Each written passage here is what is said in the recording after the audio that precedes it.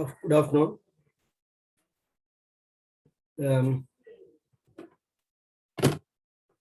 2010 MCQ இருக்கா பாருங்க. ஏமா சில கேள்விகள் கொஞ்சம் நார்மலா தான் இருக்கு. நீங்க தியரியை வச்சுக்கொண்டே செய்திருக்கலாம். சரியா? 2010 11வது MCQ. சரியா?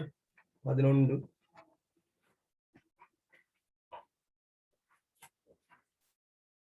ABC ஆகிய 3 உலோகங்கள் என்று சொல்லி இருக்கு.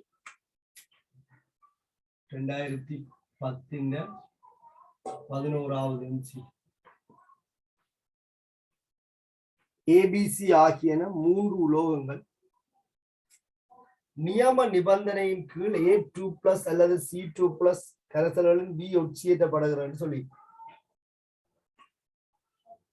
A2+லையும் C2+லையும் B வந்து ஒட்சியேற்றப்படுகிறது சொல்லி என்றால் இந்த B ஏயும் தாழ்த்துது சியையும் தாழ்த்துது.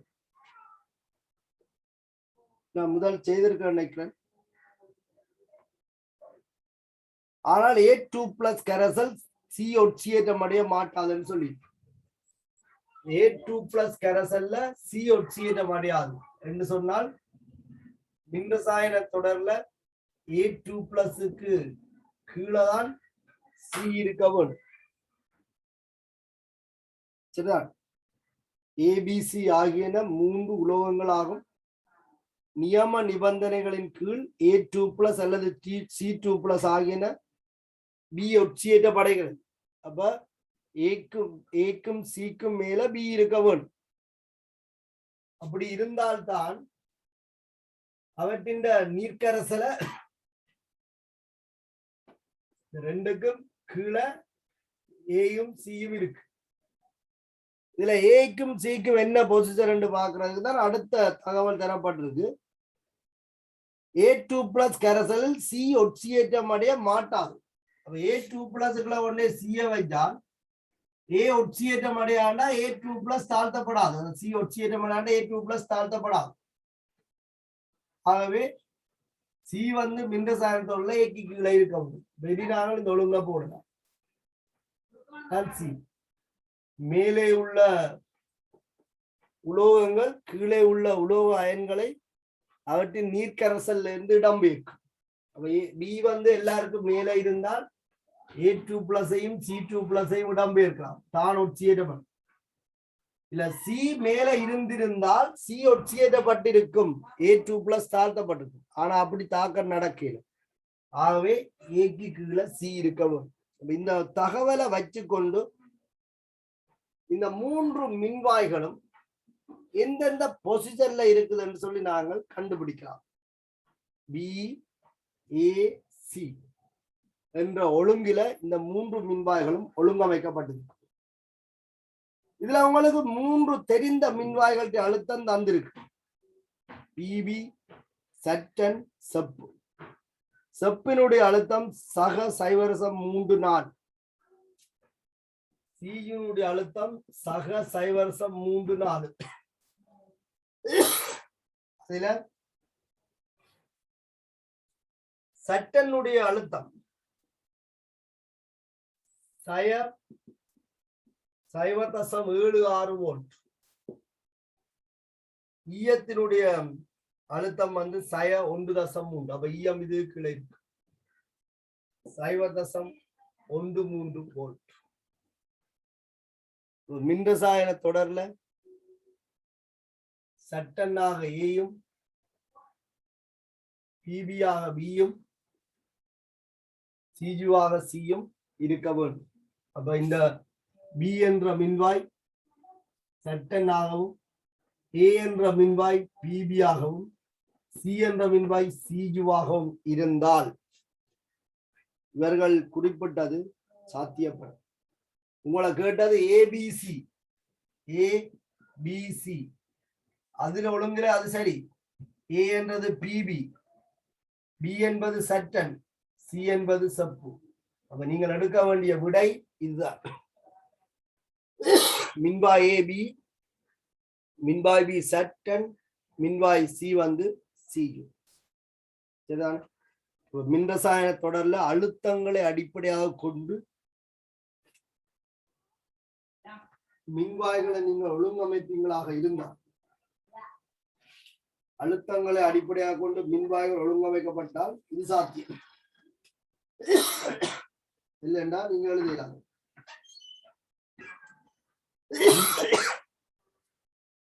சரியா?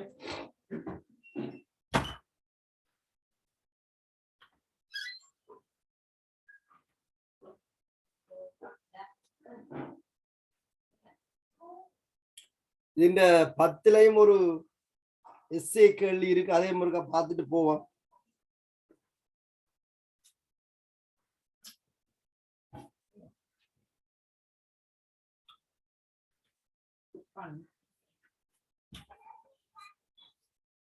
சரியா? 10 எஸ்ஏ கேள்வி இருக்கா பாருங்க. 7ஆவதாக ஒரு எஸ்ஏ கேள்வி இருக்கு.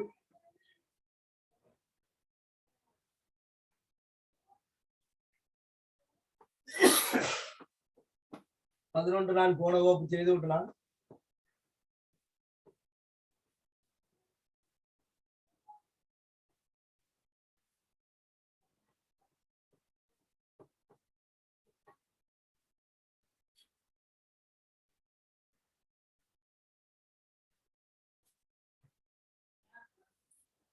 இதுல 2 கலங்கள் தரப்பட்டிருக்கு.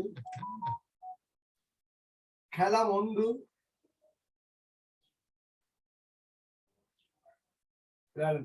1 மெக்னீசியம் மின்வாயையும் செப்பு மின்வாயையும் கொண்டது. கலம் 1 மெக்னீசியம் மின்வாயையும் செப்பு மின்வாயையும் கொண்டது. பாஸ் பேப்பர்ல நீங்களும் பாருங்க.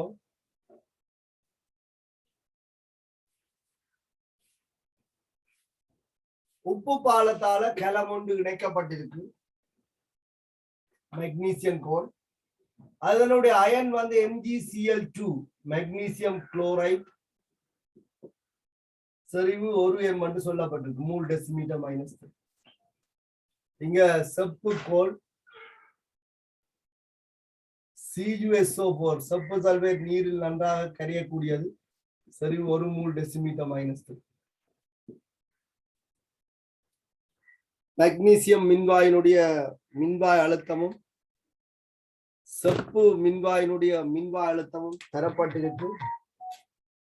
மெக்னீசியம் மின்வாயினுடைய மின்வாய் அழுத்தம்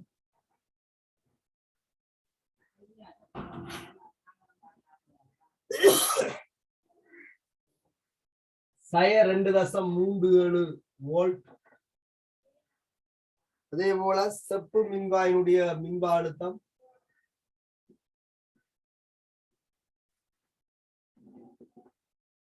0.34 வோல்ட்.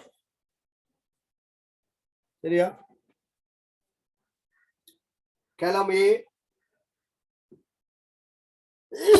இன்னொரு களம் அங்கால இருக்கு. நான் அதை அந்த கேள்வி தொடங்கும் போது பாக்குறேன். கேள்வியை பாருங்க. 1 தொடக்கம் 3 வரையுள்ள வினாக்கள் மின்ரசாயன களம் ஏயுடன் தொடர்புடையவை என்று சொல்லியிருக்கு.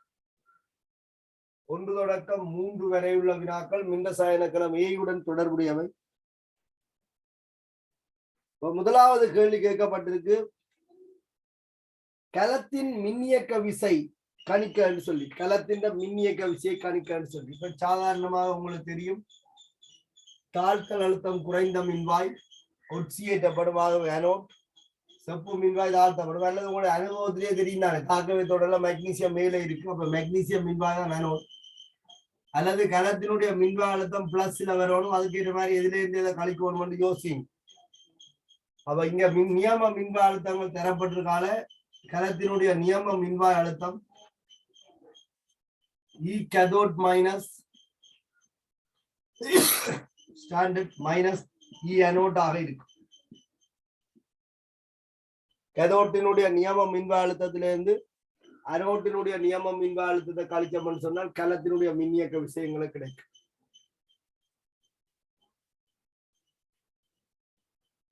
E cathode minus E anode. இப்ப cathode இங்க செப்பு மின்வாய் சக 0.34 வோல்ட் கழிக்க போறோம் மெக்னீசியம் மின்வாய் 2.37 வோல்ட். சரியா? இந்த பெருமானத்தை நீங்கள் போட்டுக்கொள்ளுங்க. இது சக என்று வரும். அப்ப சக 2.37 சக 2.37 0.34 மதிப்பெண்களுக்கு கூட்டப்படும். 2.37 கூட்டப்படும். 0.34 வந்து கூட்டப்பட்டால் உங்களுக்கு 2.71 வோல்டேஜ் என்று வரும். அப்ப இந்த கலத்தினுடைய தொடக்க மின்னியக்க விசை 2.71 வோல்ட். இது சாதாரணமாக எல்லாரும் செய்யக்கூடிய ஒரு கேள்வி. இந்த படிக்கு பொழுது புள்ளிகள் கிடைக்கும். அடுத்தது கலத்தின் 1 மூல் டெசிமீட்டர் -3 MgCl2 கரைசலுக்கு பதிலாக 1 மூல் MgSO4 கரைசலை பயன்படுத்தினால் கலத்தின் மின்னியக்க விசை மாறுமா? உமது விடையை சுருக்கமாக விளக்கு என்று சொல்லியிருக்கு. இங்க MgCl2 போய் MgSO4 வருது. ஆனால் மின்பகு பொருள் என்பது Mg2+ Cl- SO4 2- இல்லை. ஆகவே மின்பகு பொருள் மாறே. MgSO4க்கும் MgCl2க்கும் அயனாக்கத்துல வார கரைசல் Mg2+ தான். அப்ப MgCl2க்கு பதிலாக நீங்க MgSO4 போடுறதால Mg2+ வந்து மாறாது. மின்பகு கரைசலின் தன்மை மாறேல. ஆகவே கலத்தினுடைய மின்னியக்க விசை வந்து மாறாது. இந்த கேள்விக்கு கொடுக்கப்பட்டிருக்க விடையில இருந்து நீங்கள் எழுதுறதால தெளிவா எழுதி கொள்ளும். சரிதானே? கேள்வியும் பாருங்க. கேள்வியில சொல்லப்பட்டிருக்க விஷயம் இதுதான். கலத்தின் 1 m மெக்னீசியம் குளோரைடு கரைசலுக்கு பதிலாக செறிவை கவனிங்க 1 m MgCl2 கரைசலை பயன்படுத்தினால் சில இடத்துல செறிவை மாத்தி விட்டுருவாங்க. கலத்தின் மின்னியக்க விசை மாறுமா? உமது விடையை சுருக்கமாக விளக்கு என்று சொல்லியிருக்கு. அப்ப கலத்தின் மின்னியக்க விசை மாறாது. காரணம் இங்க மின்பகு பொருள் மாறல. மின்பகு பொருள் வந்து Mg2+ தானே. அது MgCl2 இருந்தான், MgSO4 ஆக இருந்தாங்க. உங்களோட விடையை நோட் பண்ணி கொள்ளுங்க. மாற்றம் இல்லை தான் விடை. மாறுமா என்ற கேள்விக்கு முதல் விடை இருக்கும். மாற்றம் இல்லை.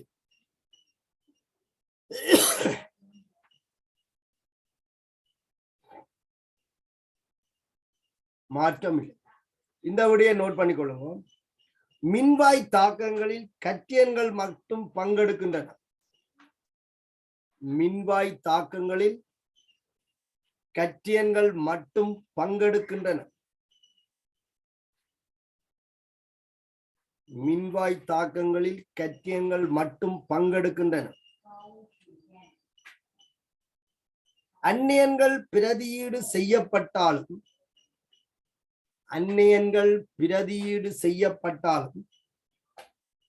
கட்டியனின் செறிவில் மாற்றம் இல்லை. இப்ப நீங்கள் MgCl2 இருக்கிற Cl- பதிலா SO4 2- பிரதியிட்டு இருக்கிறீர்கள். அதனால கட்டியன் செறிவு வந்து மாறல.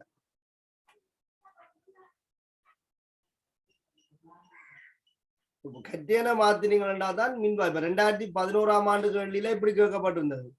MgCl2க்கு பதிலாக NaCl பயன்படுத்தினால் என்ன நடக்கும் என்று கேட்டு அங்க மாறும் என்று சொன்னாங்க. மின்பகு பொருள் மாற்றம் அடைஞ்சிருக்குன்னு சொல்லி இருக்கோம். இங்க மின்பகு பொருள் இருக்கிற Mg2+ மாறல.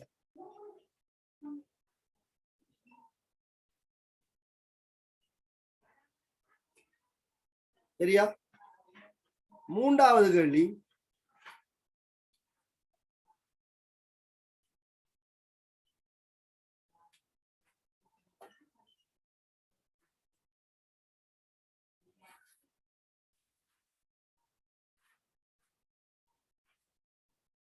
உப்பு பாலத்தின் செயற்பாடு யாது என்று கேட்டு உங்களுக்கு நான் தொழில் தந்திருக்கேன். உப்பு பாலம் வந்து அயன் பரிமாற்றத்தை ஏற்படுத்துவதன் மூலம் அகச்சுட்டை பூர்ணப்படுத்தலன்னு சொல்லி இந்த உப்பு பாலத்துல உள்ள அயன்கள் நகர்றதுக்கான காரணம் நான் உங்களுக்கு விளங்கப்படுத்தினான். எத்தனைக்கு விளங்கிச்சேன்னு எனக்கு தெரியாது.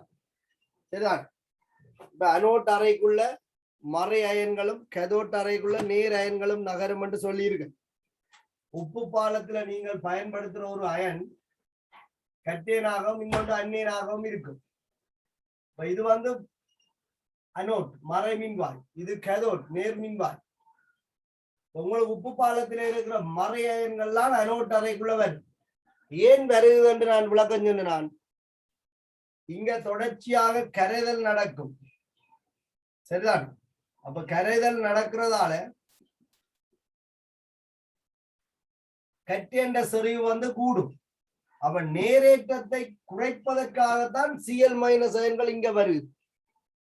இங்க தொடர்ச்சியாக தாழ்த்தல் நடக்கும். அப்ப நேரேற்றத்தின் அளவு குறையும். நேரேற்றத்தை கூட்டுவதற்காக தான் இங்க கட்டியன்கள் நகருது. அப்ப இந்த உப்பு பாலத்தில் இருக்கிற அயன்கள் நகர்றதுன்ற பிரதான நோக்கம் ஏற்றத்தை நடுநிலையாக்க. இப்ப நீரேற்றம் கூடுதுன்னா அந்த கூடுற நீரேற்றத்தை நடுநிலையாக்க, நீரேற்றம் குறையுதுன்னா அந்த ஏற்றத்தை அதிகரிக்க. இதுக்கு ஒரு தமிழ் இங்க பயன்படுத்தப்படுது, மின் நடுநிலையாக்கம். மின் நடுநிலையாக்கம். சரிதானே? மின் நடுநிலையாக்கம். ஏற்றத்தை நடுநிலையாக்குறதுக்காண்டி அயன்கள் வந்து என்ன செய்யுதுன்னு சொன்னால் நகருது. சரி, அப்ப இந்த ஆன்சரை நோட் பண்ணி வச்சுக்கோங்க. ஸ்கீம் ஆன்சர் உங்களுக்கு அப்படியே பெர்ஃபெக்டா இருக்கும், நம்பிக்கையானதாக எழுதலாம். உப்பு பாலத்தின் செயற்பாடு யாதென்று கேட்டிருக்கு. உப்பு பாலத்தின் செயற்பாடு மின்கலத்தின் மின் நடுநிலையை பேணுவதற்கு என்று போட்டிருக்கு. மின்கலத்தின் மின் நடுநிலையை பேணுவதற்கு. அப்படி பேணுவதன் மூலம் என்ன செய்யுதுன்றால் அகச்சுட்ட பூரணப்படுத்துது. சரிதானே? அது இந்த வேலையை இந்த மின் நடுநிலையாக்கத்தை செய்வதன் மூலம் அகச்சுட்டு தொடுகை ஏற்படுத்தப்படுது. எவ்வளவு இருந்தாலும் அதுக்குரியபடியாக இருக்கு உப்பு பாலத்தின பயன்பாடு. நாங்கள் எழுதிக்க எலாபரேட் பண்ணி எழுதுறது எதிர்பார்த்த விஷயம் இவ்வளவு. பாருங்க, உப்பு பாலத்தின் செயற்பாடு யாது என்ற கேள்விக்கு இன்னொரு விடையும் கொடுக்கப்பட்டிருக்கு. அயன்களின் இடம்பெயர்ப்புக்கு உதவுன்றது. அயன்கள்ட்ட இடம்பெயர்வு, இந்த அயன்கள் இஞ்சால இடம்பெயர்வு, இந்த அயன்கள் இஞ்சால இடம்பெயர்வு. இந்த உப்பு பாலம் இதான் நாங்கள் எல்லாத்தையும் சேர்த்து சொல்லி இருக்கிறோம். அயன் பரிமாற்றத்தை ஏற்படுத்துவதன் மூலம் அகச்சுட்டை பூர்ணப்படுத்தல் என்று உங்களுக்கு நான் விட சொல்லியிருக்கேன்.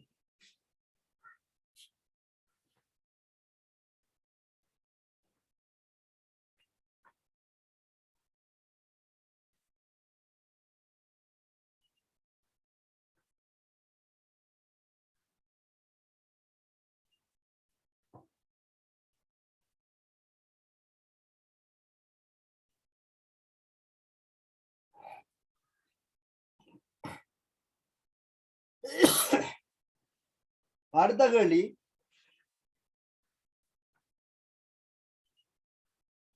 உப்பு பாலத்தின் தயாரிப்பதற்கு பயன்படுத்தத்தக்க ஒரு சேர்வைக்கு உதாரணம் தருக என்று கேட்டிருக்கு. உப்பு பாலத்தில பயன்படுத்துற சேர்வைக்கு ஒரு உதாரணம் தருக. உப்பு கொடுக்கப்பட்ட உதாரணங்களை நோட் பண்ணி கொள்ளுங்க. ஏற்கனவே நாங்கள் எழுதினது KCl, KNO3 கூட்டம் ஒன்றின் குளோரைட்டுகளும் நைட்ரேட்டுகளும் நன்றாக நீர்ல கரையக்கூடிய. ஆக லிதியம் புளோரைட் மட்டும்தான் கரையாது. Ammonium chloride, ammonium nitrate, ammonium chloride, ammonium nitrate இதுல ஏதாவது ஒன்றை பயன்படுத்தலாம்.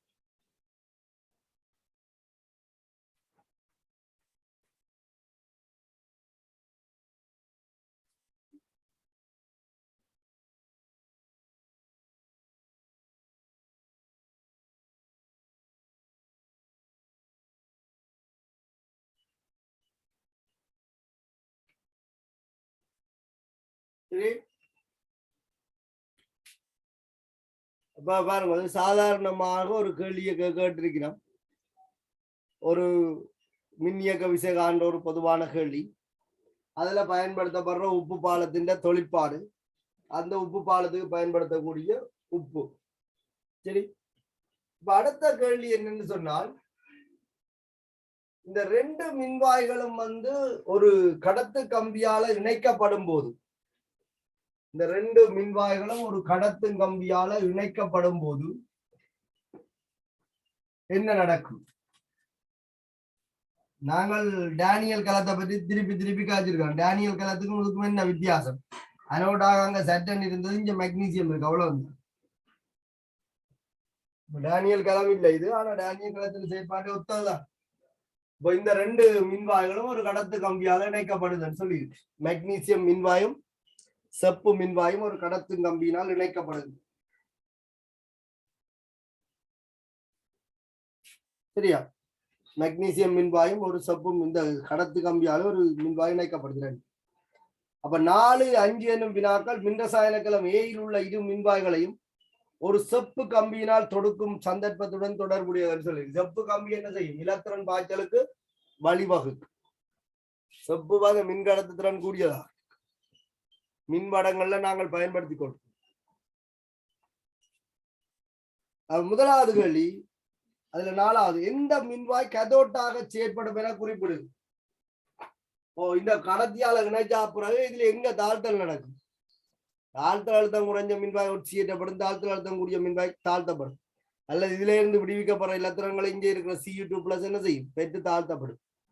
ரெட் கட் தாழ்த்தல் நடைபெறுற மின்வாய் கதோட். அவ செப்பு மின்வாய் கதோடாக தொழிற்படும். செப்பு மின்வாய்,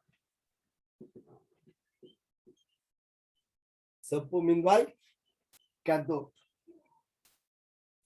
எந்த மின்வாய் கதோட்டாக தொழிற்படும் என்று கேட்டால் செப்பு மின்வாய். அடுத்த கேட்டு இருக்குது, கதோட் தாக்கம், அனோட் தாக்கம், ஒட்டுமொத்த கலத்தாக்கம் ஆகியவற்றுக்கு சமப்படுத்திய சமன்பாடுகள் எழுது என்று கேட்டு. கதோட் தாக்கம், அனோட் தாக்கம், கலத்தாக்கம் சமப்படுத்திய சமன்பாட்டை தருக என்று கேட்டு. இப்ப கதோட்ல என்ன நடக்க போகுது?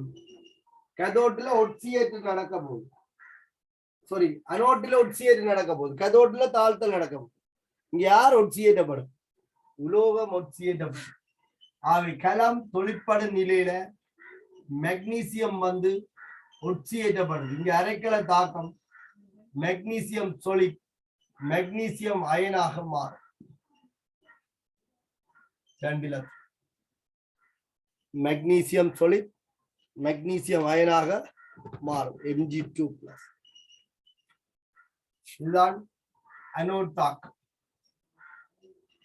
இப்ப நீங்கள் நினைக்கலாம் சமநிலை அம்புக்குறி போடுறதை பற்றி. சமநிலை அம்புக்குறிக்கும் இதுக்கும் உள்ள வித்தியாசத்தை நான் தொடக்கத்தில இருந்தே குறிப்பிட்டிருக்கேன். களத்து கூடாக மின்னோட்டம் பாயும் போது களம் ஒரு திசையில தான் என்ன செய்யும்? நகர். ஆகவே இது ஒட்சியேற்ற திசையில தாக்கம் தொடர்ந்து நடந்து கொண்டிருக்கு. கதோட்ல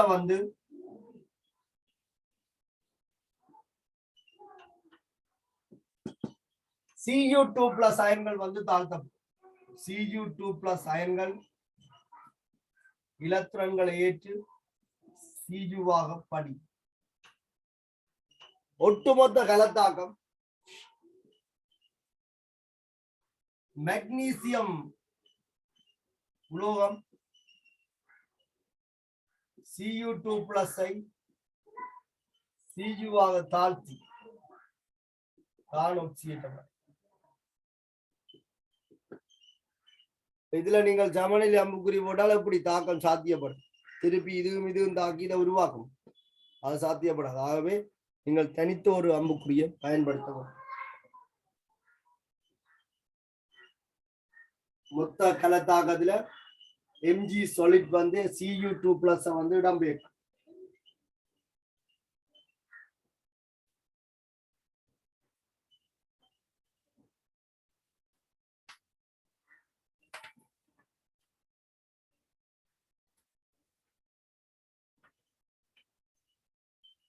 இதுக்கு அடுத்துள்ள படம் ஒன்று இருக்கு, அதை நான் இருக்கிறேன். இதுவரைக்கும் அந்த படத்துக்கு சம்பந்தம் இல்லை.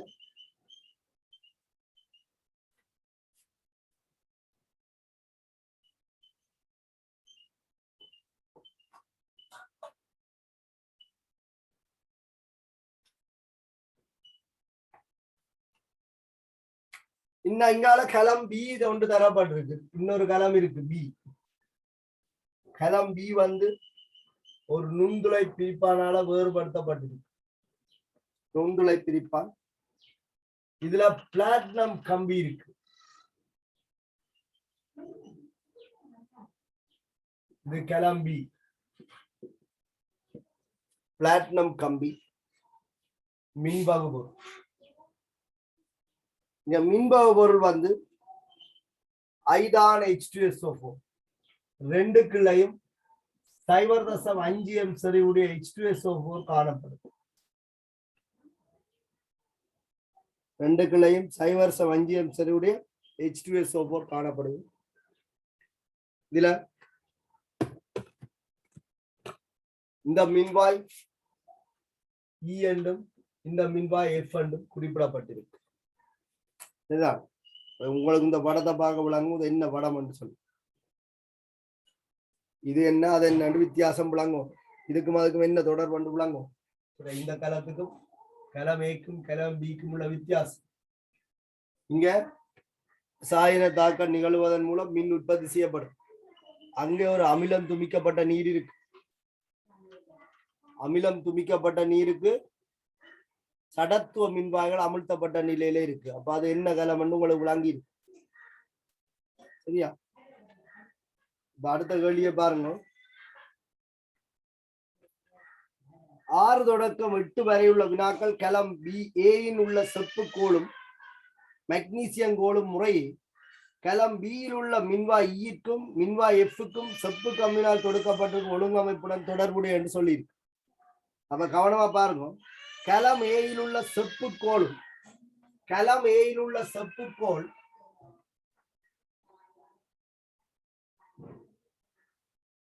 களம் பியில் உள்ள ஈக்கும். அப்ப இந்த மின்வாய் வந்து ஈயோட இணைக்கப்படுது. இந்த மின்வாய் ஈ என்ற மின்வாயோடு இணைக்கப்படுது. மெக்னீசியம் மின்வாய் எஃபோட இணைக்கப்படுது. களம் ஏயில உள்ள செப்பு மின்வாய் இ என்ற மின்வாயோடையும் மெக்னீசியம் மின்வாய் எஃப் என்ற மின்வாயோடையும் இணைக்கப்படுது. அப்ப முதலாவது களம் ஏ வந்து மின்னை உற்பத்தி செய்யும். களம் பியில அந்த மின் பயன்படுத்தப்பட்டு மின்பகுப்பு நிகழும். அப்ப ஒரு மின்பகு களத்தோட மின்ரசாயன களம் இணைக்கப்பட்டிருக்கு. மின்ரசாயன களத்தில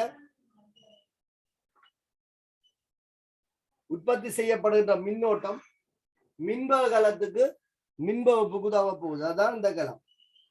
அப்ப பாருங்க, செப்பு கம்பியில தொடுக்கப்பட ஒழுங்கமைப்புட தொடர்பட்டவை. அப்ப இவ்வளவுதோட நீங்கள் இந்த களத்தை இணைச்சு கொண்டால் சரி. களம் பியில் எந்த மின்வாய் கதோட்டாக நடந்து கொள்ளும் என்று கேட்டு. முதல் களம் ஏயில எந்த மின்வாய் கதோட் என்று கேட்டு பாருங்க. இதுல என்ன கிடக்கு? இது ஒரு நேரோட்ட மின்முறை. ஏன் நீங்க இதை இப்படி யோசிக்கிறீங்க? ஒரு பேட்டரி இணைச்ச மாதிரி கற்பனை பண்ணி கொள்ளுங்க. இது மறை மின்வாய், மெக்னீசியம் மின்வாய் மறை மின்வாய். இது செப்பு மின்வாய். இந்த மின்வாய் மின்கலத்தின் நேர்முனைவோடு இணைக்கப்பட்ட மின்வாய் நேர் மின்வாய். மின்கலத்தின் மறைமுனைவோடு இணைக்கப்பட்ட மின்வாய் மறை மின்வாய். இதைத்தானே நாங்கள் மின்பகுல படிப்பிச்சிருக்கோம். ஒரு பேட்டரியை கொண்டு வந்து அப்ப மின்கலம் பியில களம் பியில இ என்ற மின்வாய் நேர் மின்வாயாகவும் எஃப் என்ற மின்வாய் மறை மின்வாயாகவும் காணப்படும்.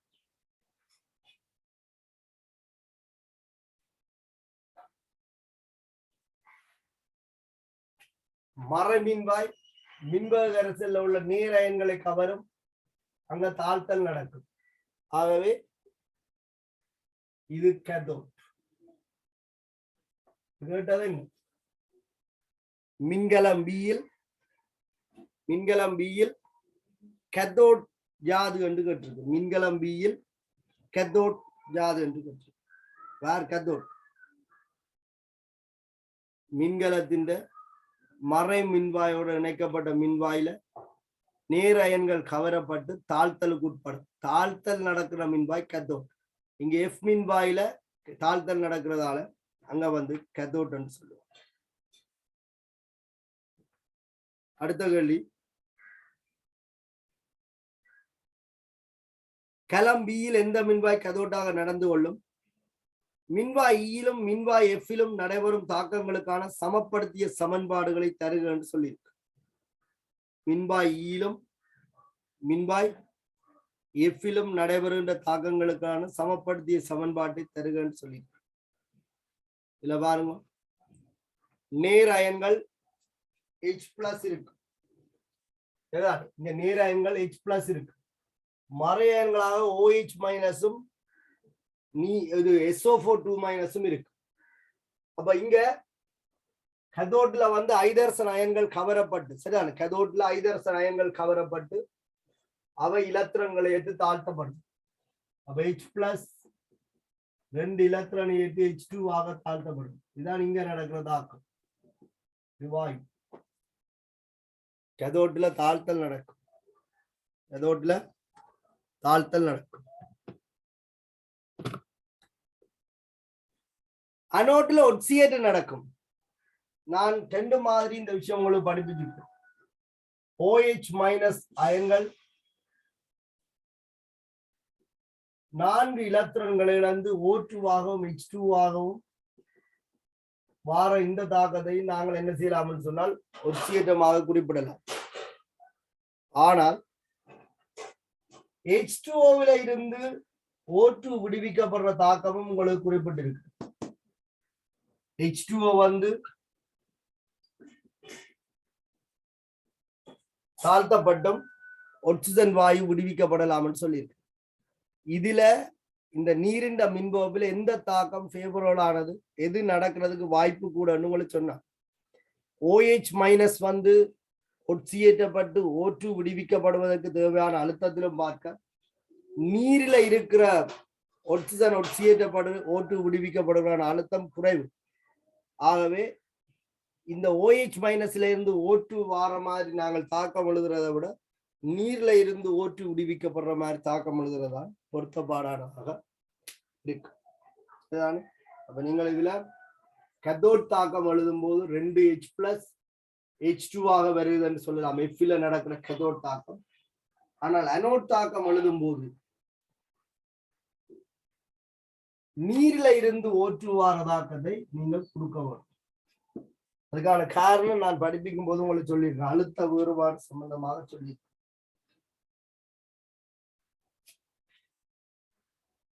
எது இலகுவாக ஒட்சியேற்றப்படுமோ அதுதான் முதல்ல என்ன செய்யப்படும், ஒட்சியேற்றப்படும். கரைசல்ல இருக்கிற OH- சரிவு மிகவும் குறைவு. அப்ப அதுல இருந்து O2 விடுவிக்கப்படுறதை விட நீர்ல இருந்து O2 விடுவிக்கப்படுறது இலகுவாக.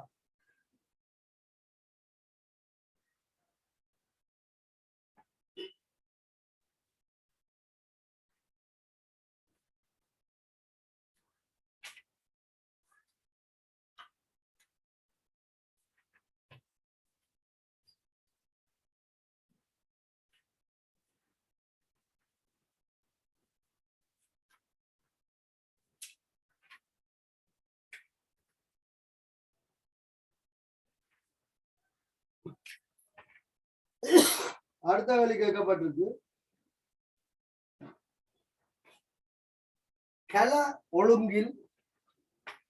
கல ஒழுங்கில் சுற்றியோடு மின்னோட்டம் மாறாமல் இருந்தால், உங்களுக்கு தெரியும் மின்ரசாயன கலம் தொடர்ந்து தொழிற்படைக்க மின்னோட்டம் மாறும். அப்ப இங்க ஒரு நிபந்தனை பிரயோகிக்கப்படுது, மின்னோட்டம் மாறாமல் இருக்குமென்றால், மாறாமல் இருந்தால் E-F ஆகிய இரு மின்வாய்களும் பரப்பளவுகள் அதிகரிக்க செய்யும் போது, இந்த பரப்பளவை அதிகரிக்கிறதால என்ன நடக்கும் என்று கேட்டிருக்கு. சரிதானே, பரப்பளவுகள் அதிகரிக்க செய்யும் போது களம் Bயில் H2SO4 செறிவை அதிகரிக்க செய்யும் போது ஒரு தரப்பட்ட நேர இடைவெளியில் மின்வாய் எஃப்இல் உண்டாகும் விளைவின் அளவில் நீர் எதிர்பார்க்கும் மாற்றத்தை குறிப்பிடுக என்று சொல்லி, ஒரு தரப்பட்ட நேர இடைவெளியில F2 மின்வாயில ஐதரசன் வாயு விடுவிக்கப்படுகின்ற ஐதரசன் வாயுவில நீங்கள் என்ன மாற்றத்தை எதிர்பார்ப்பீர்கள் என்று. அதுக்குதான் பாரடே என்ற விதியை நாங்கள் போன வகுப்பும் பார்த்துருந்தோம். பாரடே என்ற விதியில நாங்கள் குறிப்பிட்ட விஷயம் என்னன்னு சொன்னால், இந்த மின்வாயில நடக்கிற தாக்கத்தின் அளவு M வந்து சரியான ஒரு மின்வாயில நடக்கிற தாக்கத்தின் அளவு m. முதலாவது விஷயம் சொல்லியிருந்தாங்க கணியம் மின்கணியத்துக்கு நேர்வீத சமன் என்று சொல்லி. அப்ப மின்வாயின் பரப்பளவை அதிகரித்தால் இதுக்கு என்ன நடக்கும்? எந்த மாற்றமும் ஏற்படாது. அப்ப பெரிய கதவை தூக்கி உள்ள வைக்க வேண்டிய ஒரு எலக்ட்ரோட் ஒரு கம்பியை வைக்கிறதிலும் பார்க்க ஒரு பெரிய கதவை தூக்கி வச்சு விட வேண்டியான மின்வகலத்துக்கு பரப்பளவு கூடியிருக்கு. இல்லடா அப்படி வச்சாலும் நல்லதான். இப்படி ஒரு தகட்டை வைக்கிறத விட ஒரு பெண்ணாபுரி ஒரு கதவை தூக்கி வச்சு விடுவானே கதவுட்டா. அப்ப மேற்பரப்பு என்ன செய்யும்? கூட்டுமண்டால் விளைவின் அளவை கூட்டுமண்டா சுகந்தான். ஆனால் அது சாத்தியம் இல்லை. அப்ப அது என்னத்துல தங்கி இருக்குன்னா அது கூடாக செலுத்தப்படுற கணியம் மின்கணியத்துலதான் தங்கி இருக்கு. மின்கணியம் வந்து I/T குறிப்பிட்ட நேரம் என்றா மின்னோட்டத்துல தங்கி இருக்கும்னு சொல்லலாம். குறிப்பிட்ட மின்னோட்டம் என்றா நேரத்துல தங்கி இருக்கு. நீங்க பிளாட்டினம் மின்வாயின் பரப்பளவை அதிகரிக்கிறால இந்த மாற்றமும் ஏற்பட போறது இல்லை. அப்ப கேள்வியை திருப்பி கவனிங்கோ. கல ஒழுங்கில் சுற்றியோடு மின்னோட்டம் மாறாமல் இருந்தால் இதுல வார மின்னோட்டம் மாற இல்லையா? மின்னோட்டம் மாறாமல் இருந்தால் E(F) ஆகிய இரு மின்வாய்கள் என்னதும் பரப்பளவுகளை அதிகரிக்க செய்யும் போது இதுண்ட பரப்பையும் அதிகரிக்க செய்யும் போது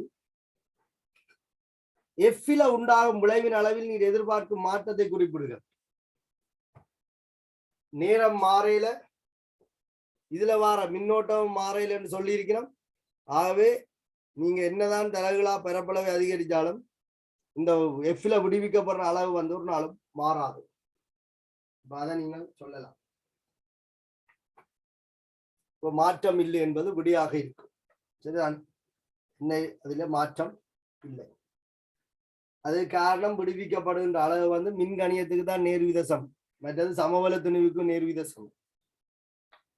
இரண்டாவது சொல்லிக்கு கிளம்பியில் H2SO4 செறிவை அதிகரிக்க செய்யும் போது ஒரு தரப்பட்ட நேர இடைவெளியில் மின்வாயின் F-ல் உண்டாகும் விளைவின் அளவு இங்க H2SO4 செறிவிலையும் விளைவின் அளவு தங்கி இருக்கு.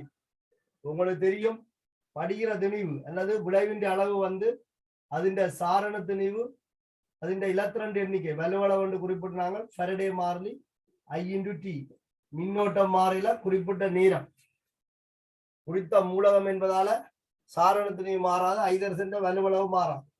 ஆகவே விடுவிக்கப்படுகிற திணிவு ஓர் மாறிலி. நீங்கள் இதிலே எல்லாத்தையும் மாறாமல் வச்சுக்கொண்டு பரப்பளவை மாத்தினாலோ அல்லது சரி கனவளவை மாத்தினாலோ மின்பொருளின் செறிவை மாத்தினாலோ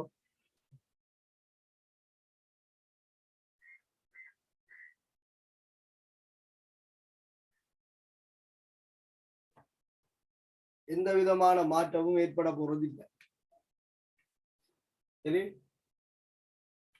கேள்வி கையில இருக்குல்லாதாக்கள் 2010 எஸ்ஏல 7வது கேள்வியை பாருங்க. இதுல ஏதாவது நோட் பண்ண விரும்பினா நோட் பண்ணி கொடுங்க.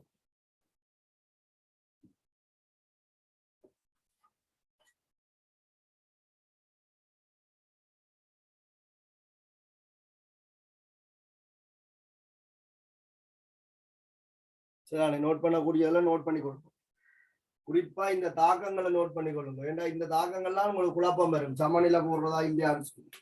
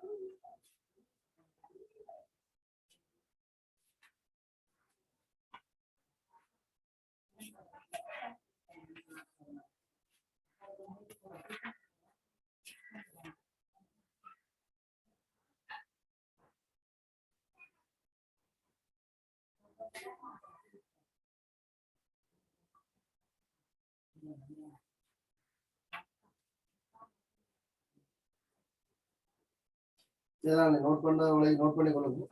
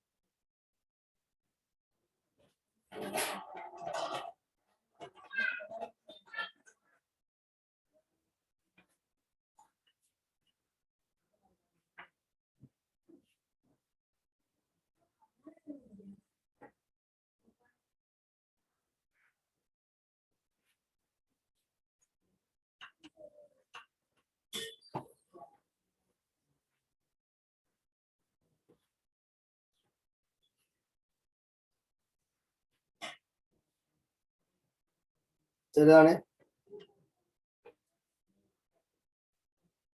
அடுத்த கேள்வியை பாருங்க.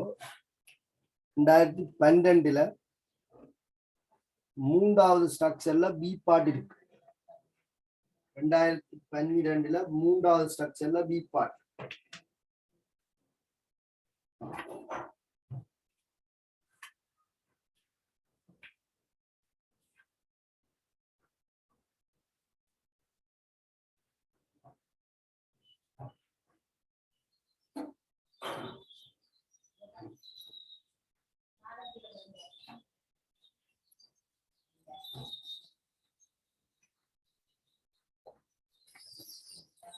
ரெண்டாயிரத்தி 12 மூன்றாவது ஸ்ட்ரக்சர்ல பி பார்ட்டா எம்ஜிக்கு தேடி பார்த்தேன்னு காணேன். இருந்தாச்சுன்னு நம்பர் சொல்லி பார்ப்பேன்.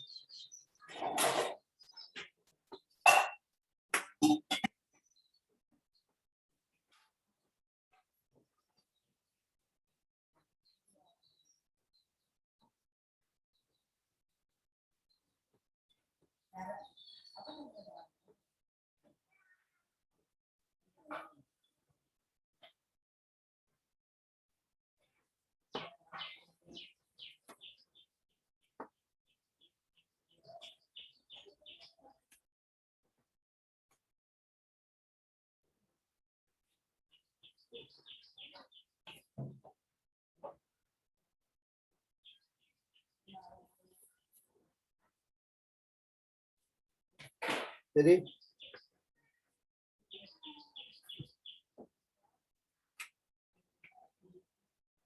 இல்ல பாருங்க. பின்வரும் நியம தாழ்த்தல் அழுத்தங்களை கருதுக. பின்வரும் நியம தாழ்த்தல் அழுத்தங்களை கருதுக. E ஸ்டாண்டர்ட் BR2 லிக்விடுக்கும் BR மைனஸ் தாழ்த்தல் அழுத்தம் தந்திருக்கு 1.07 வோல்ட். இதானே E ஸ்டாண்டர்ட் BR லிக்விடுக்கும் BR மைனஸுக்குமான தாழ்த்தல் அழுத்தம்.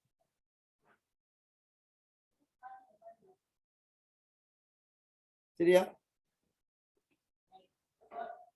1.07 வோல்ட். அதே போல E ஸ்டாண்டர்ட் I2. இப்ப நாங்கள் பண்பர் ரீதியாக ஜெனரல் கெமிஸ்ட்ரியில கதைச்ச விஷயம் I- BR2 ஒட்சியேட்டும் சொல்லி அதாவது அழுத்த வேறுபாட்டோடு இப்படி தொடர்படுத்திருக்கணும் தான். 0.54 வோல்ட். 0.54 வோல்ட்.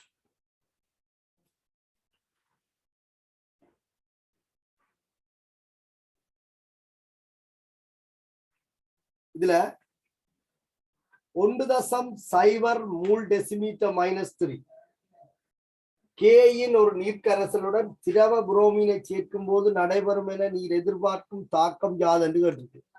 அதுக்கே மின்ரசாயனகம் உங்களுக்கு 17ஆம் கூட்ட மூலகங்கள் படிச்சிருக்கீங்க. F2 Cl2 Br2 I2. F2 Cl2 Br2 I2ல கீழிருந்து மேல் நோக்கி ஒட்சியேட்டியாக தொழிற்படுற ஆற்றல் அதிகரிக்கும். I- அயன்களை Br2 I2வாக இடம்பெயர்க்கும். சரிதானே? தான் தாழ்த்தப்படுத்தி ஒட்சியேட். Br- அயன்களை Cl2 Br2வாக இடம்பெயர்க்கும். Cl- அயன்களை F2 Cl2வாக இடம்பெயர்க்கும். F2 F- இடம்பெயர்க்கும் ஆற்றல். அப்ப Ki கரைசல்ல I- இருக்கு. Ki கரைசல்ல I- இருக்கு. அப்ப Ki ஒரு நீர்க்கரைசலுக்கு திரவ புரோமீனை சேர்க்கும் போது Br2 லிக்விட் சேர்க்கும் போது நீர் எதிர்பார்க்கும் தாக்கம் யாதென்று I- Br2 ஆல I2வாக ஒட்சியேற்றப்பட இங்க Br- தாழ்த்து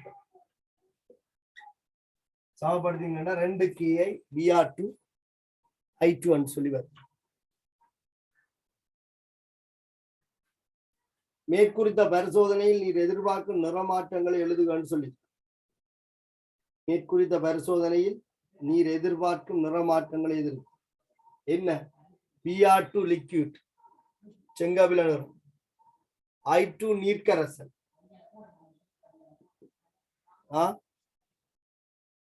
I2 நீர்க்கரசலும் என்னவா இருக்கும் கிட்டத்தட்ட அதுவும் செங்கபில BR2 செங்கபில நிறம் நீங்கிறத நாங்கள் என்ன செய்யலாம்னு சொன்னால் தெளிவா பார்க்கலாம் சரியா I2 solid நீர்க்கரசல மிகச் சிறிது அளவுக்கு தான் என்ன செய்யும் கரையும் அப்ப உங்களுக்கு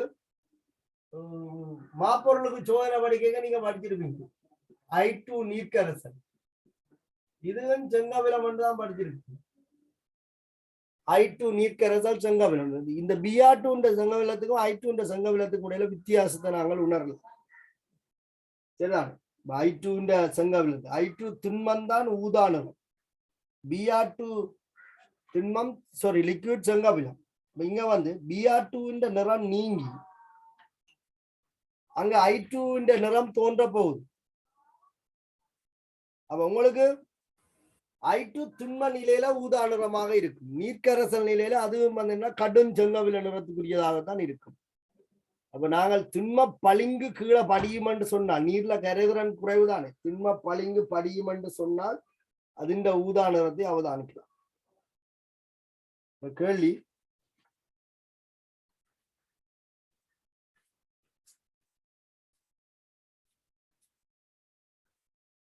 மேற்குறித்த பரிசோதனையில் நீர் எதிர்பார்க்கும் நிறமாற்றங்களை எழுதுக கபில கரைசல் இருண்டதாக மாறும் என்று இதுல விட எழுதியிருக்கு ஊதா திண்மம் தோன்றும் என்று சொல்லி சரி I2 வந்து நீர்ல கரைகிற அளவு குறைவாக இருக்கிறதால திண்மமாக தோன்றினால் I2 திண்மமாக தோன்றினால் I2 ஊதா நிறம் இருக்கு நீர்ல சிறிதளவு கரைஞ்சிருந்தால் கரைசல் வந்து கடும் கபிலமாக மாறும் அதுதான் நாங்கள் செங்கபிலம் சொல்றோம் அப்பயே நீங்க அழுத்தம் தந்திருக்கு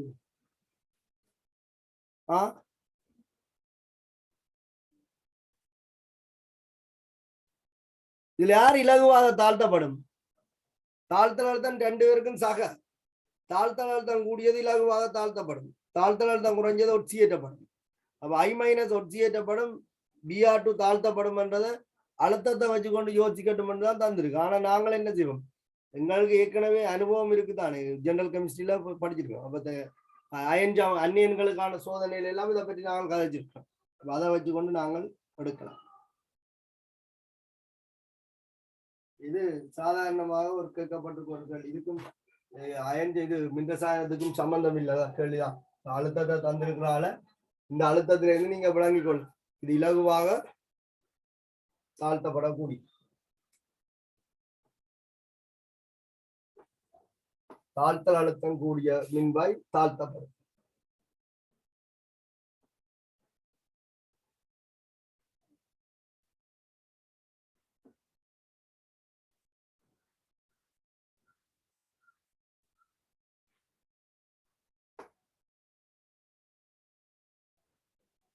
அதிண்ட 2வது பகுதியில பின்வரும் மின்ரசாயன தாக்கத்தை கருதுக பாருங்க மெக்னீசியம் சாலிட் H+ அயன்களோட தாக்குது எங்களுக்கு தெரியும் தானே எஸ்தோப்பு உலோகங்கள் அமில நீர்க்கரசல்ல இருக்கிற H+ அயன்களை என்ன செய்யும் நீர்க்கரசல்ல இருந்து இடம்பெயர்ப்பதன் மூலம் Mg2+ ஆகவும் H2 ஆகவும் விடுவிக்கும் பின்வரும் மின்ரசாயன தாக்கத்தை கருதுக மேற்குறித்த தாக்கத்துக்கு இசைவாக கல்வானி கலத்தின் கேதோட் தாக்கத்தை எழுதுகன்னு சொல்லியிருக்கு கல்வானி கலத்தின் கேதோட் தாக்கம் இந்த தாக்கத்துக்கு இசைவாக கல்வானி கலத்தின் கேதோட் தாக்கம் கேதோட் என்பது என்ன தாழ்த்தல் நடைபெறுகின்றதாக தான் கேதோட் அப்ப இங்க H+ தாழ்த்தல் நடக்குது அப்ப அதை நாங்கள் எழுதினால் சரிதானே கல்வானி கலத்தின் தாழ்த்தல் தாக்கம் அப்ப வெள்ளடை நாங்கள் எழுதுற மாதிரி கேத்தோட்ல நடக்கிற தாக்கம் H பிளஸ் அயன்கள் H2 ஆக தாழ்த்தப்படும். கேத்தோட் தாக்கம் என்றால் 2H பிளஸ் 2 எலக்ட்ரான்களை ஏற்றி H2 வாயு. இதுதான் கேத்தோட் தாக்கம். அனோட் தாக்கம் என்ன? மெக்னீசியம் கரைகிற தாக்கம், ஒட்சியேற்ற தாக்கம். Mg வந்து Mg2 பிளஸ் ஆக ஒட்சியேற்றம். இதான் அனோட் தாக்கம்.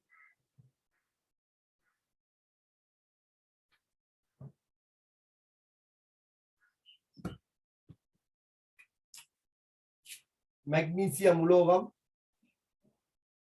மெக்னீசியம் 2 பிளஸ் ஆக ஒட்சியேற்றம். அடுத்த கேள்வி, ஓர் உப்பு பாலம் உட்பட மேற்குறித்த கலத்தை குறிப்பதற்குரிய வழக்கு முறைகள் குறியீட்டை எழுதுகன்னு சொல்லி உங்களுக்கு ஒரு உப்பு பாலம் தரப்பட்டிருக்கு என்றால் வழக்க குறியீடு அதான் இந்த கலத்தின் IUPAC பேர் இருக்கு. அதாவது ஒரு ஐதரசன் மின்வாயும் மெக்னீசியம் மின்வாயும் தொடுக்கப்பட்ட ஒரு கலம். அப்ப இங்க மெக்னீசியத்தில் ஒட்சியேற்றம் நடக்கும், ஐதரசன்ல தாழ்த்த நடக்கும். ஒட்சியேற்றப்படுற மின்வாய் மெக்னீசியம், அப்ப Mg solid. ஒட்சியேற்றப்பட்டு வார அயன் Mg2 பிளஸ். ഇതിന്റെ ഭൗതിക நிலை கரைசல், செறிவு 1 மோல் டெசிமீட்டர் -3. இடையகத்தை ஒரு தனித்த நிலைக்குத்து கோட்டால வேறாக்கப்படும். சரிதான். உப்பு பாலம் உட்பட சொல்லியிருக்காங்க. இங்க பயன்படுத்தப்படுறது உப்பு பாலம். அப்ப 2 அரைக்கலங்களுக்கு இடையில உப்பு பாலம் இருக்கு. இங்க யாருல தாழ்த்தல் நடக்குது? H பிளஸ்ல தாழ்த்தல் நடக்குது. H பிளஸ் என்பது கரைசல், செறிவு 1 மோல் டெசிமீட்டர் -3. 1 mole decimetre -3. ஒரு இடையகத்தை H2 வாயு. கட்டாயம் ஒரு சடத்துவ மின்வாயை நாங்கள் பயன்படுத்தவும். சரிதான். பிளாட்டினம் சடத்துவ மின்வாய் H2 வாயு. இதுல நீங்கள் அமுக்கம் அநேகமா இப்ப போட்டு காட்டலாம், போட்டா நல்ல.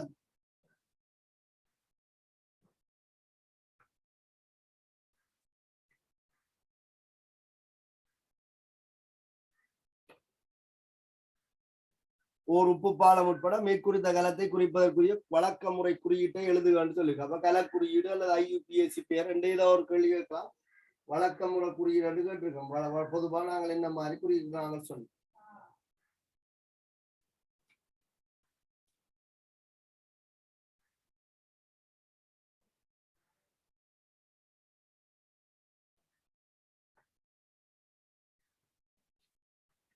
கல பேர்களை பாருங்க.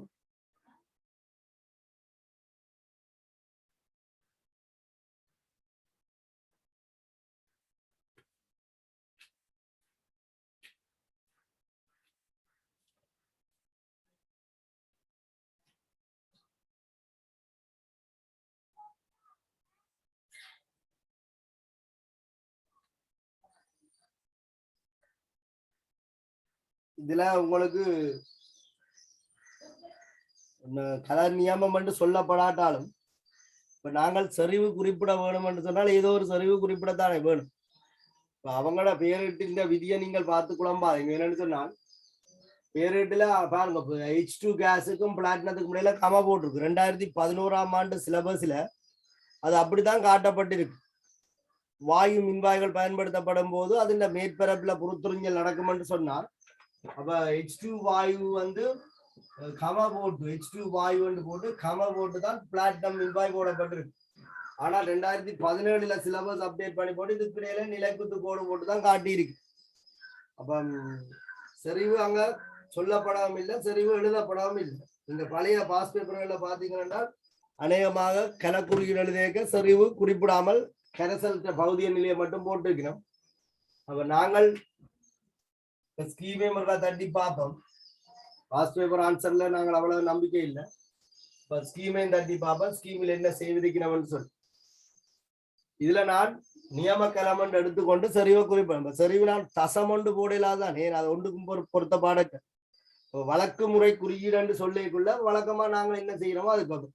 பிளாட்டினம் சொல்ல தானே சடத்துவ மின்வாய் நாங்கள் தானே போடுறோம். ஐதரசன் மின்வாய் இருக்கிறதால பிளாட்டினம் மின்வாயை போட்டுக்கொள்ளும். இதுல எல்லாம் பாத்தீங்கன்னா சாய்வான கோடுகள்லாம் பயன்படுத்தப்பட்டிருக்கு. அந்தந்த கால பகுதிக்குரிய விதிமுறைகளுக்கு ஏற்ற மாதிரி அவர்கள் பெயர் விடுவார்.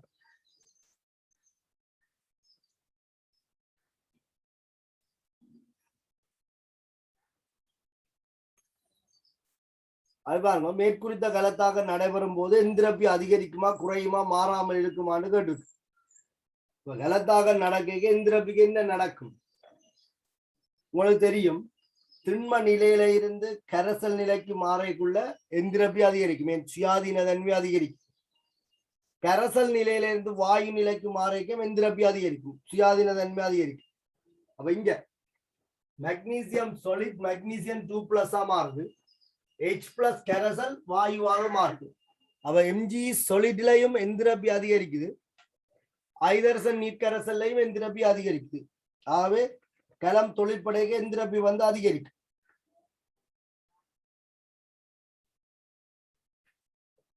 திண்ம அவத்தில இருந்து ஒரு கரைசல் அவத்தை தோற்றுது, கரைசல் அவத்தில இருந்து வாயு அவத்தை தோற்றுது. அது ரெண்டு சந்தர்ப்பமே எந்திரப்பியை வந்து அதிகரிக்கும்.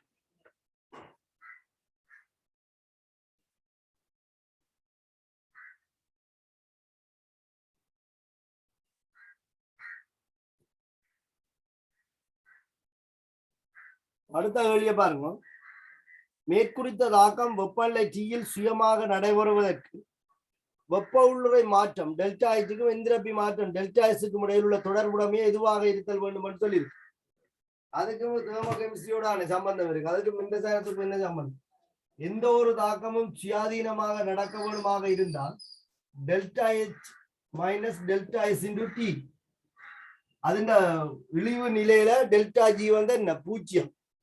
அப்ப 0 என்று சொன்னால் delta H minus delta S into T. சுயாதீனமாக நடக்க வேண்டும் என்றால் டெல்டா G வந்து இந்த பெருமானம் 0 விட சின்னதா இருக்கும்.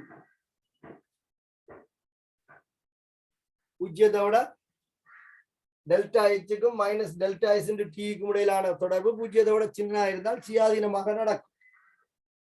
அவ Tக்கும் Hக்கும் Sக்கும் தொடர்பு இருக்கு. Minus delta S into T எங்கால கொண்டு வந்தோம்னா plus delta S into T என்று வரும். சமன் டெல்டா H சமன் இல்லையா? ஆகவே T வந்து டெல்டா Hக்கும் டெல்டா Sக்கும் இடையிலான வித்தியாசமாக விகிதமாக இருக்கு. டெல்டா H டெல்டா S வந்து அந்த வேல்யூவை விட T பெருசாக இருந்தால் தாக்கமற்ற சுயாதீனமாக நடக்கும்.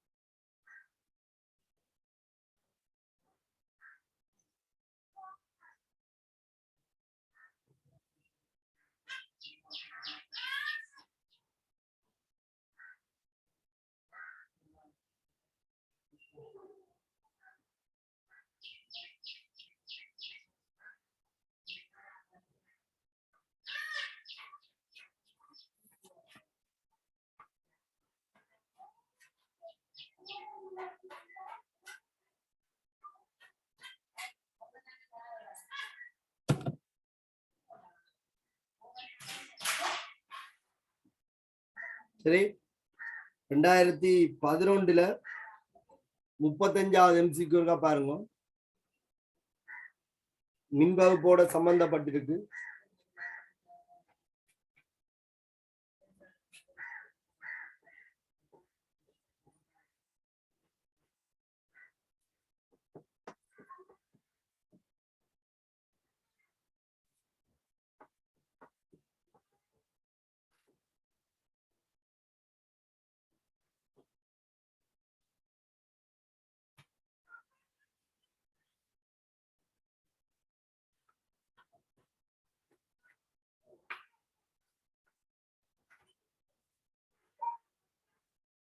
பின்வரும் செயல்முறைகளில் எதனால் அல்லது எவற்றால் கதோட்டில் H2 வாயு விடுவிக்கப்படும்? கதோட்டில ஹைட்ரஜன் வாயு விடுவிக்கப்படுற சந்தர்ப்பம் கேட்டிருக்கு. செப்பு மின்வாய்களை பயன்படுத்தி நீர் செப்பு சல்பேட் கரைசல். நீர் செப்பு சல்பேட் கரைசல் என்பது CgSO4 aqueous. செப்பு மின்வாய்களை பயன்படுத்தி மின்வகுப்பு செய்யப்படும்.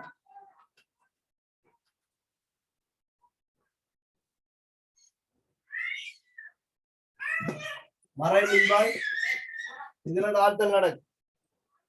சரிதான்.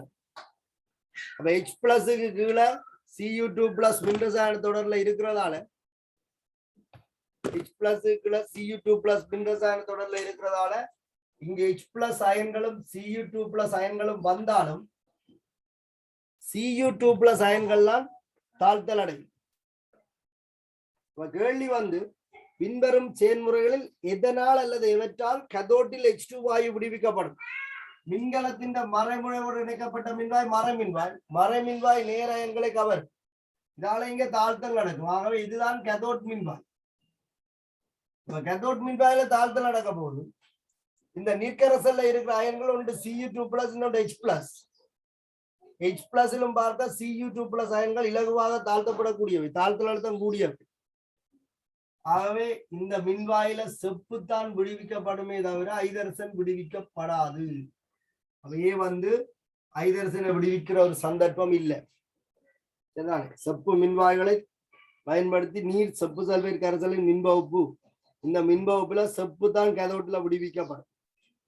அடுத்தது பிளாட்டினம் மின்வாய்களை பயன்படுத்தி நீர் செப்பு சல்பேட் கரைசலின் மின்வகுப்பு. பிளாட்டினம் மின்வாய்களை பயன்படுத்தி நீர் செப்பு சல்பேட் கரைசலின் மின்வகுப்பு. அப்போ பிளாட்டினம் மின்வாய்களை பயன்படுத்தினா என்ன? சரிதானே? பிளாட்டினம் மின்வாய்களை பயன்படுத்தினா என்ன? என்னத்தை பயன்படுத்தினா என்ன? Cu2 பிளஸ் அயன்களும் H பிளஸ் அயன்களும் காணப்படைக்குள்ள முதல்ல மின்னிறக்கம் அடைவது Cu2 பிளஸ் அயன்கள் தான், H பிளஸ் இல்லை. முதல்ல மின்னிறக்கம் அடைவது Cu2 பிளஸ் அயன்கள்.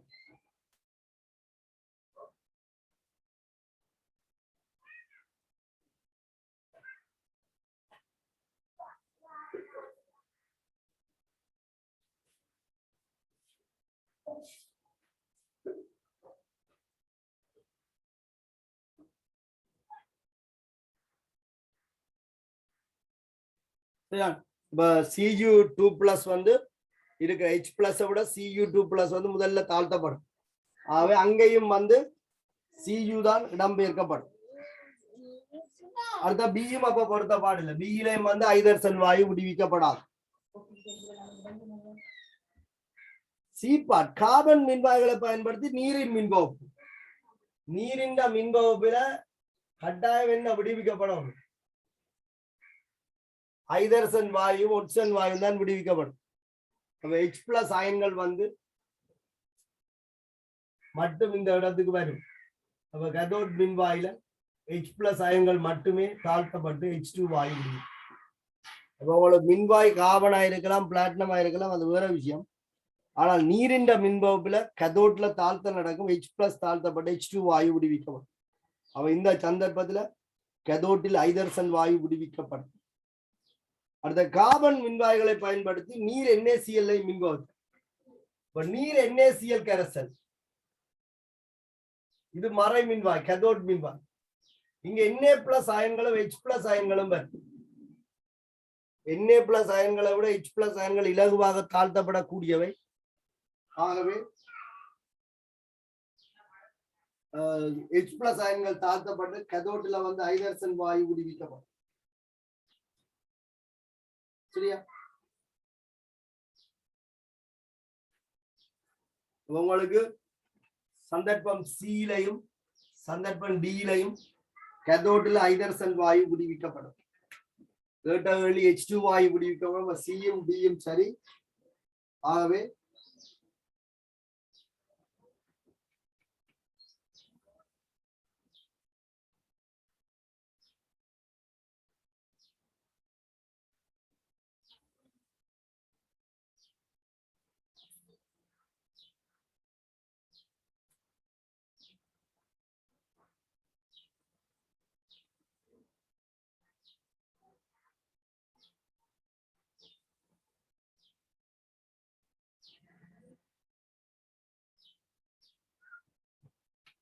சரி ஒருக்கா பார்த்துக்கொள்ளுங்க.